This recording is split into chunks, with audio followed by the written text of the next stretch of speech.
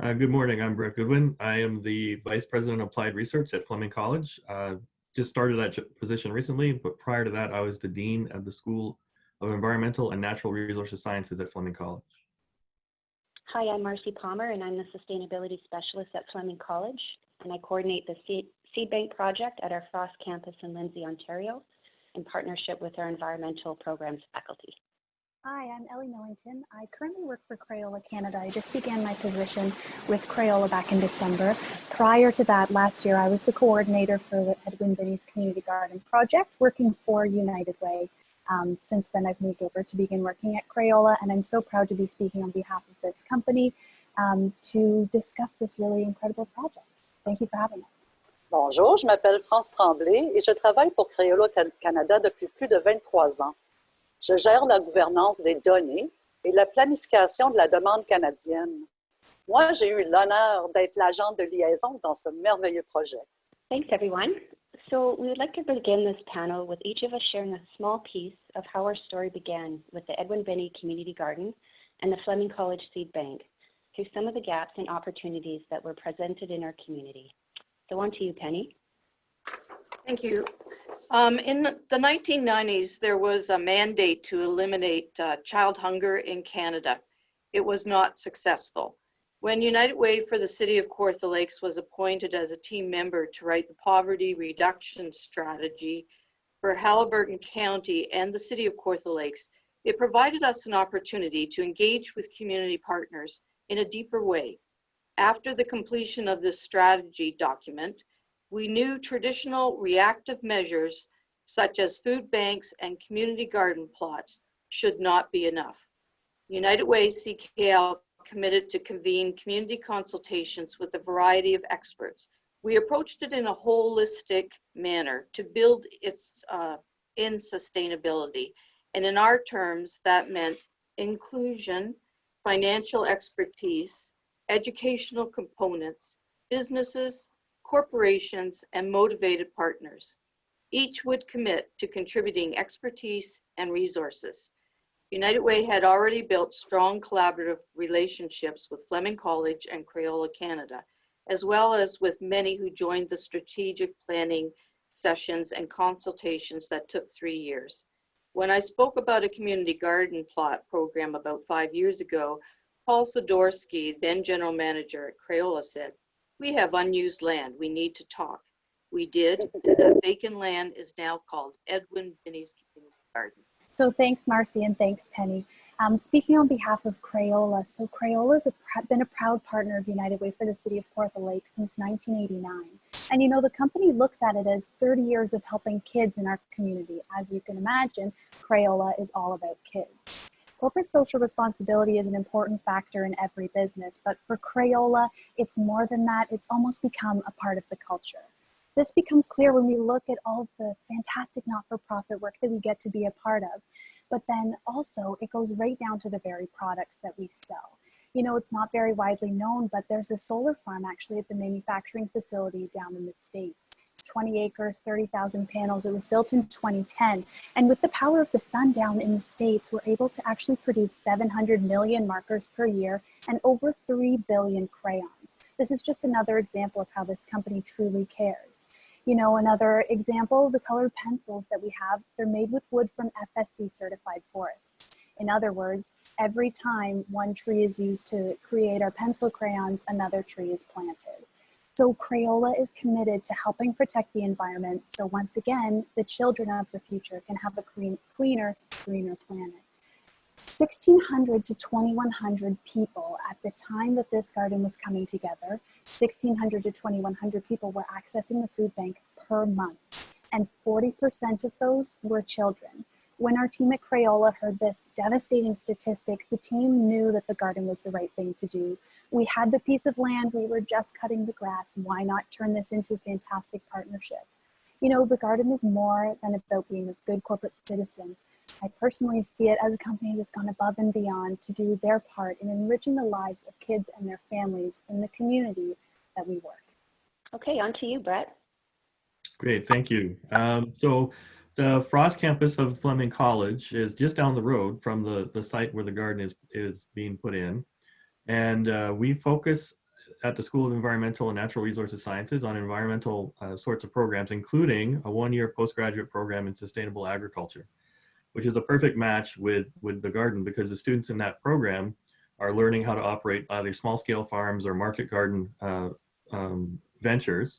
And so the skill set fits really well with the Edwin Binney Community Garden. And so right from the beginning, both our students and our faculty were involved in some of the design work in the visioning stage, and had a great opportunity to bring their education out into the community and help this wonderful project. Over the past year, as it's come to light, as we've actually made the garden happen, we've had a lot of learning experiences for our students, and it's been a great opportunity for the students to take theoretical ideas and apply them on the ground. So it's been great for that one program to be involved. I always forget to mention this one, so I want to make sure I mention it today.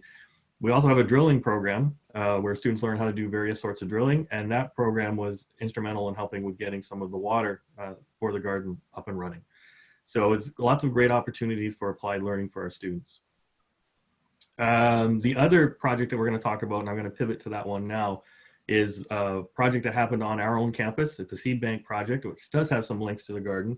But again, this was an opportunity where we could build on programming strength, where we have forestry and environmental management and ecosystem restoration programs that had students interested in restoring and preserving natural or native tree species and wildflower species. And so we also had space on our grounds where we could do some of that work. And Marcy's going to tell us more about that project next. Thanks a lot, Brett.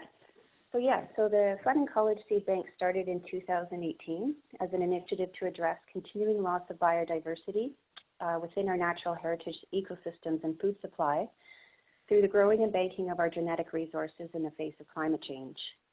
So in light of the Ontario Tree Seed Bank closure in 2017 and the acceleration of species loss in Ontario, Fleming College met with many community stakeholders to discuss the need and viability of a regional seed saving strategy for the traditional Anishinaabe, Mississauga, and Haudenosaunee territories, known also as Peterborough and the Kawartha Lakes region of Ontario. So there were several motivations for adopting a regionalized seed strategy, such as the need for seed to enhance and restore habitats, to preserve the genetic diversity within our region, and to further the research on climate change adaptation of species. So at Fleming, we saw a major opportunity and to play a major role in aiding in the strategy of housing a central seed bank at Frost Campus, but it would also serve as a valuable education tool for many of our environmental programs that Brett mentioned. As well, we also wanted to contribute to developing a sustainable circular economy through growing and sharing our seed supply and equipment with the broader community and industry in the near future. At Frost Campus in Lindsay, we have over 165 acres of land, of which over 40% is identified as underutilized and could be developed thoughtfully to advance many of the SDGs and the regional seed strategy. Last year, we received some funding support from WWF Canada, so we invested in basic seed cleaning and storage equipment, and these were suitable for seeds with a relatively short storage life. Were user-friendly for our programs and for potential community use. In our first year, we've harvested and stored over 3 dozen species of native wildflower and tree seed. As well, we've planted several species on campus within our living seed bank areas. So these areas include new seed production plots and additions to our existing tree arboretum, including several Ontario at-risk and Carolinian species. So with that, we're going to move into our next chapter of our story. We will share some of our insights and lessons learned from our first year and how our strengths and community resilience has shone through our partnerships. So back to you, Penny. Thank you, Marcy. I guess the strengths come from partnerships and resources.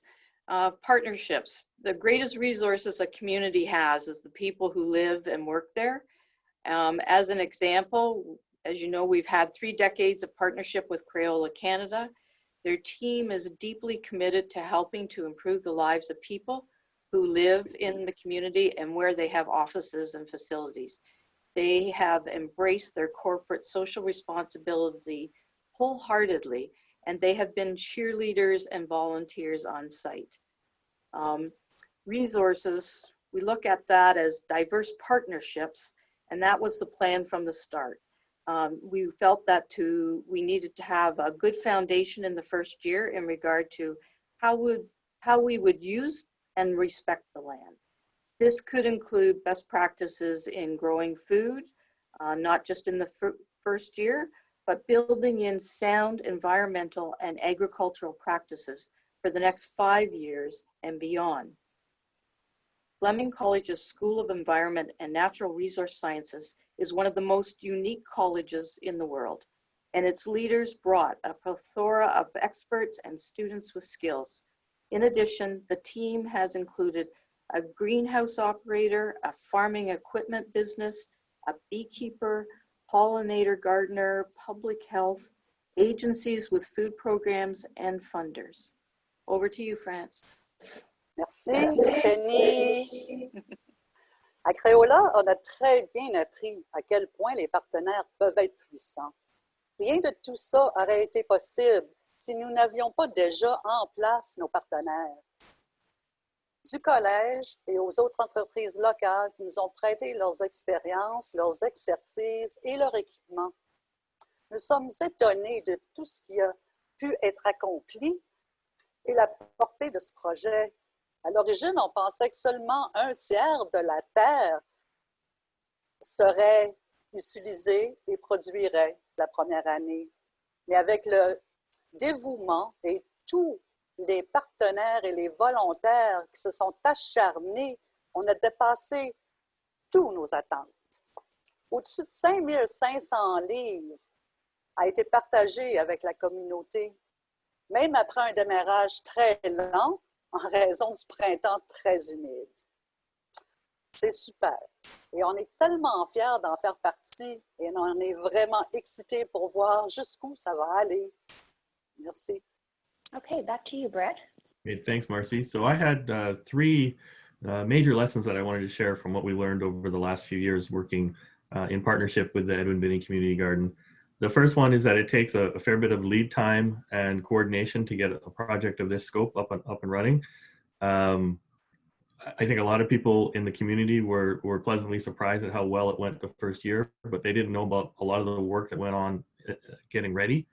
And so just being able to commit individuals that have the expertise to sit around the tables, to make the plans, to help with the proposals, to help bring in the rest of the community partners was a great opportunity for us, our faculty in that program, to be able to do that.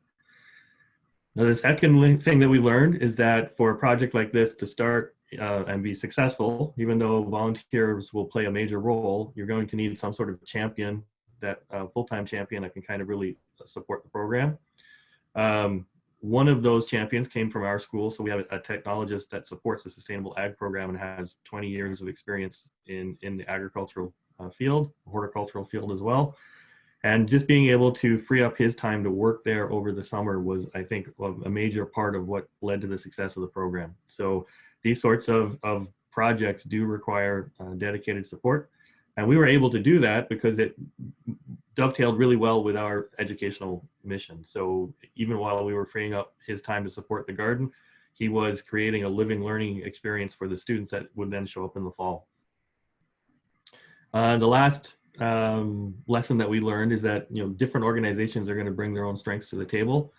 We certainly have a little bit of greenhouse space on our campus and can help a little bit to get the garden ready with our greenhouse space, but not enough to support a project of this size.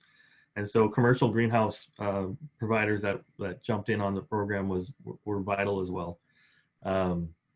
We had no idea how we would help distribute the food. We just knew how to grow it. And so it was up to other organizations to step in and play that role. So it's very important to kind of see what your role is in a project like this and to recognize that there's many other roles that need to be filled as well. So those would be the three takeaways from my perspective. Back to you, Marcy. Thanks, Brett. And just to continue on with some of the strengths that revealed themselves and lessons learned in the first year, we're still in the primary stages of developing the seed bank. It takes, as you know, in Ontario, many seasons to grow different species. So we revealed some of our strengths by adopting the strategic directions within the Ontario Biodiversity Plan. So they have 4 strategic directions, and 3 of them, engage people, enhance resilience, and improve knowledge, became sort of a framework that we've built upon and has resulted in success. So first, our environmental students were very keen to get involved and learn how to collect and preserve seeds through course-related projects. As well, we offered some pop-up workshops. So clearly they understood the connection by developing these skills to advancing their future career opportunities. But as well, they also received the benefit of learning sustainable land use development within a community. Additionally, we also had buy-in from our faculty to work on the new seed bank initiative. The skills and knowledge pertaining to germplasm conservation now, more than ever, is a critical area for our curriculum development as we adapt to the moving targets of climate change. 10 of our environmental staff attained Ontario Tree Seed Collector certification as well, with support from the Dean's Office in the School of the Environment.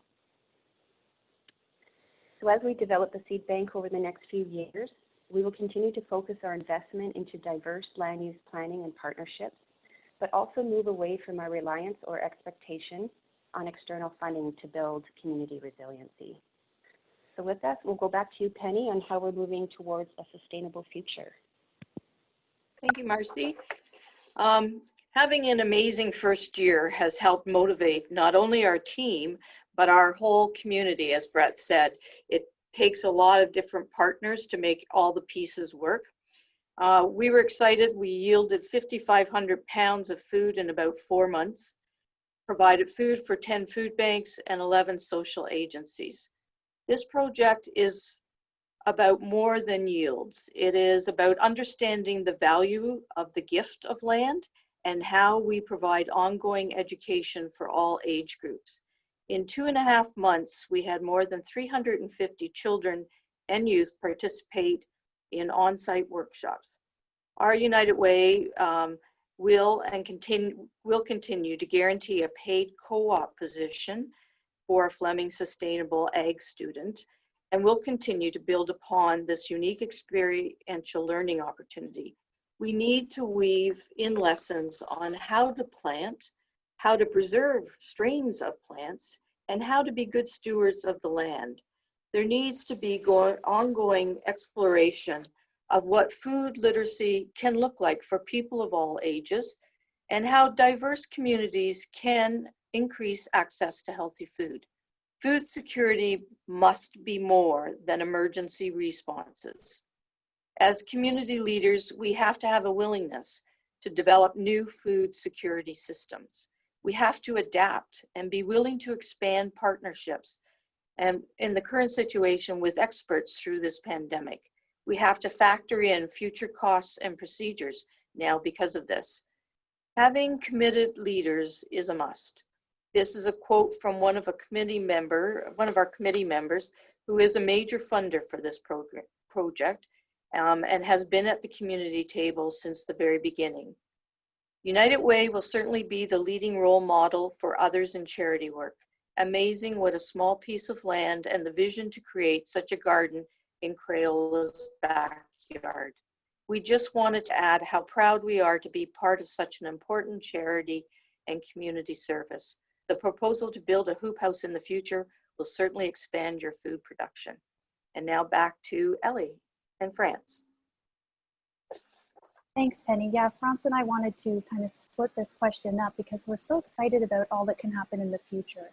But first, I just wanted to build a little bit on Penny's quote. What she said just there is that food security must be more than an emergency response. For Crayola, this had really hit home. You know, it's part of the reason why we're so proud to be a part of this project. It means so much to us that we can help to make this basic necessity available to everyone all the time. And hopefully this creates kind of a way to stop these emergencies from happening in the first place. You know, we can't wait to see all that can be accomplished in the coming years with the science of crop rotation that the college is going to implement, with the better use of the actual physical land that we have. So planting fruit trees in spaces of the garden that we didn't use last year, making the space between the rows smaller so that we can physically fit more vegetables in the garden. You know, even adding the hoop house in the pavilion so we can have more classes outside. Alongside of the actual food production, another exciting part for Crayola is watching all of the education that can happen. So the United Way hired an educator that's created programming for children to learn about seed saving, about gardening, about plant biology. Just last year, as I was the coordinator, I was able to actually teach a lot of the classes to these kids. And one of the things that blew my mind that kept happening consistently was kids didn't know that like a carrot came out of the ground. They just thought that it came from the grocery store. So if we can help to provide that education and, you know, do it in a fun way at the garden where we're also able to provide food security, I mean, the possibilities for this little piece of land are really limitless. As far as our plans for Crayola go, we plan to continue to support the project in any way that we can. I'll pass it over to Franz. Merci, Elly. Ben, pour continuer son point, moi, j'avais reçu un appel au mois de février d'une collègue des États-Unis qui avait vu des articles et des photos du projet. Et elle voulait faire quelque chose de semblable dans sa communauté. Elle avait bien aimé notre idée d'utiliser les 24 couleurs de crayon de cire dans la boîte de Crayola pour nos potagers et voulait reproduire cette idée utilisant notre boîte de 8 couleurs. Imaginez ces potagers vibrants de couleurs semés de ville en ville. L'espoir chez Crayola, c'est de continuer à entretenir et de soutenir le premier jardin communautaire d'Edwin Binney à Lindsay, en Ontario, dans le but de nourrir le plus de gens possible. Et en passant, qui sait combien de jardins nous pouvons inspirer dans le monde entier. Merci. A couple of things we're looking forward to. One is that just with the first year, we've already seen some interesting ideas develop in the curriculum of the Sustainable Ag program, where they can now take advantage of what's happening in the garden and bring some of those ideas back into the classroom and have the students ready to think through some of those pieces, including the community engagement piece, which is becoming more and more important in agricultural production as it moves forward. The other area that I'm very excited to give some more thought to is how are we going to marry these two programs, the Seed Bank program and the Edwin Binney Community Garden, where we may do more work on seed production in the garden, using our technology and knowledge about storing seed and harvesting seed, so that we can start to make a more of a circular economy around the garden as well. So there's lots of opportunities, I think, to continue to integrate these two programs into our educational work and to enrich that educational work through that integration. So if we can move towards the decommodification of seeds and realize that sustainable production of food and native species, conservation education, and access to viable seed sources is necessary to build and sustain healthy communities and ecosystems well into the future, we'll be in good hands. So with that, on behalf of our team, we want to thank everyone for listening and participating in this panel. Thanks very much. I hope the team can see the questions. If not, I can read them out for you. So what advice do you have for other communities and institutions to get started on a similar initiative? I'd be happy to answer that. It's Penny from United Way. My suggestion would be lots of planning, a lot of collaborations, searching for the right partners from the very beginning, and ensuring that the piece of land that you're going to be working on is accessible and that you have the right partners at the table. So that was a big part of the planning for us. This is Brett. I'll just add one more piece, that it also tended to grow out of partnerships that had been around for a little bit. This was a pretty big project, and it would be really hard to do it with all new partners at the table, right? So the college and United Way had been in relationships before. Crayola and United Way for sure had a strong relationship, and that kind of gave a nucleus to bring in the other partners we needed to make the project work. So certainly you'd want to kind of look at the strength of your core relationships before you try to move forward with a project of this scope. And just to add to that, I think it's important that you have one sort of leader and one that will facilitate all of the work and bring the partners to the table. That was a big role for United Way. The next question is, will Crayola be willing to replicate the gardening project in other provinces? This is a great question. I'm not sure that we really can. The reason that it works so well in Lindsay is because we have the physical space. So Crayola actually owns the property, and the United Way is directly across the street from Crayola. The college is right down the road. So this created the perfect kind of situation for this garden to happen. Now, having said that, down in the States, again, at their facility down there, they do have their own community garden where it's actually the employees of Crayola that do all of the volunteering and get all the vegetables and do the harvesting and donate it that way. So as far as other provinces, I don't know that that's possible, but we're hoping to inspire more gardens and inspire more companies and inspire more nonprofits to kind of do this alongside us. That's why we wanted to share our story. Thank you for the question. Great. And can you tell more about the postgraduate program? How many credits? How much time students spend on hands-on experience versus theoretical courses? Yeah, so I can tackle that one. The Sustainable Agriculture Program is a one-year postgraduate certificate, which means that the students coming into the program have to have a relevant either college diploma or undergraduate university degree. It is very hands-on. We do have some theoretical pieces, but every single course has a major hands-on component. So right from day one, students are learning how to do things in the greenhouse. They come in September, and so within the first couple of weeks of them being there, they've been working in the community garden now. And so they're learning how to harvest, how to prepare, how to grade vegetables and those sorts of things. We have a livestock piece where they go out to farms and get some hands-on experience working with livestock, working with local partners. And we have a honey bee piece that we started on the campus as well. So they get a little bit of experience working with hives. So it's a very, very hands-on program. I wouldn't know how to say how many credits it is. It's 2 full academic semesters where there's a lot of hands-on work going on the campus or in the community garden. And then there's a 1 semester co-op piece, which is run over the summer, where they have to do so many hours of co-op. Usually takes about the full summer to get those hours in. Okay, great. I don't see any other questions.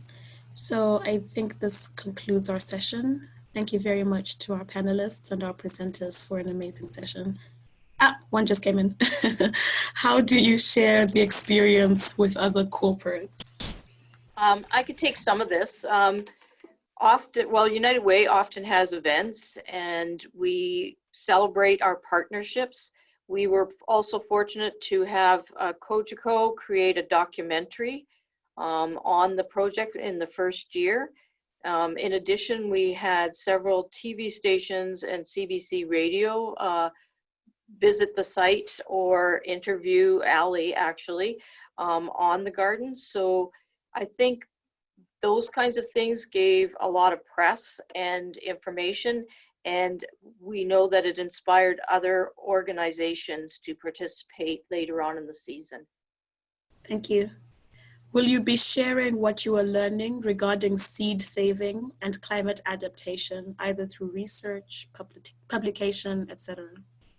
Thanks, it's Marcy here. I can take that. Definitely we plan to. So we've been working closely in Ontario with the Forest Gene Conservation Association, who have been doing a lot of legwork on climate change adaptation. So we've been working in partnership with them, having them take the lead on what species can really jump into different ecozones. And then we also hope to have a side website off the Fleming website to again outline our story and some of the research projects that we've been working on. So yes, that's definitely in the near future that we'll be doing that. Thanks for the question. Now, this is Brad. I'll just add one other way that we're also sharing this is we're building it into curriculum. So faculty in our urban forestry and forestry programs are adding more seed saving and that sort of work into the curriculum. So we're training the next generation of workers to have some of the insights from what we've been learning in the seed bank work on campus. Okay, thank you. Once again, thank you to all the panelists. There is one Coffee Connections room that is available for people who would like to meet other people. And the link is available on the schedule. But the reconvening and regrouping will happen at 1 p.m. Eastern Time. I'm pretty sure this room remains open as well until 1:45. Until 12:45. So if the panelists are willing to stay on and perhaps take on any other questions that come on. I think that should be fine. But thank you for everybody for attending and for the panelists. Thank you. Sorry, Elly, if you're still on, there's a question here about Crayola in the US. I don't know if Rebecca is still on who had the question. So it's, can you explain what happened in the US? Can you explain what happened in the US again? Is this about the solar farm, about the garden? Yeah, I can speak about it just briefly. I mean, the garden in the US, it actually happened. It's just completely volunteers that work for Crayola that run it, whereas the one that we have in Lindsay, it's run by United Way volunteers. It's run by students from the college and professors and faculty from the college. So the one in the States is really all Crayola that's doing the project, whereas the one in Canada is a whole community project, which is pretty cool. I hope that answers your question. If that's all the questions, I guess I'll hop off too. Thanks again, everybody, for this opportunity. We're so proud of this project, and it's awesome that we're allowed to share our story with you, and we really hope that maybe this will inspire some other gardens popping up in the future. Thank you, Elly. Thank you.